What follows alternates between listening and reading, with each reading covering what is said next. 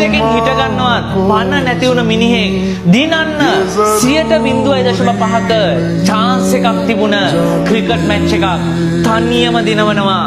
හැබැයි ඒක යා කරේ පුදුම වේදනාවක් දරාගෙන 2023 මුම්බායි වල වංකඩේ ස්ටේඩියම් එක ඕස්ට්‍රේලියාවට ලකුණු 91ක් වෙද්දී කඩලු 7ක්ම ගිහිල්ලා දිනන්න තියෙන විනින් ප්‍රොබැබිලිටි එක 0.5යි. ඒ මේ මිනිහා ගැන ඇත්තටම මිනිස්සු දැනගත්තේ මෙන්න මේ මැච් එකෙන් පස්සේ. එයා ලකුණු 147ක් ගහනකොට එයා බිමට වැටෙනවා. කකුල් දෙකටම දරුණු විදිහට ක්‍රැම්ප්ස් එනවා. ඇවිදින්නවත් බෑ. එයා පොඩි ළමෙක් වගේ බිම පෙරලිලා වේදනාවෙන් කෑ ගහනවා.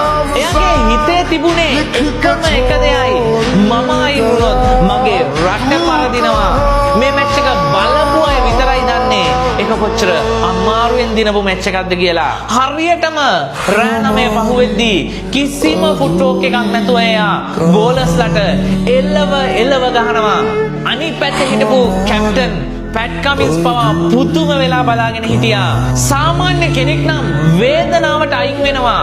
ඒත් එයා ලකුණු 150ක් ගැහුවා. නැවතුණාද? නෑ. ලකුණු 170ක් ගැහුවා. ඒත් නැවතුණාද? නෑ. අන්තිමට තනියම ලකුණු 200ක් ගහලා ඒ 0.5ක ජයග්‍රහණය අරගෙන ලෝක පුදුමයක් කළා. ලෝකේ පූජිත රිකි පොන්ටින් පවා එක දැකලා කිව්වේ මම ජීවිතේට මෙන්න මේ වගේ දෙයක් දැකලා නැහැ කියලා.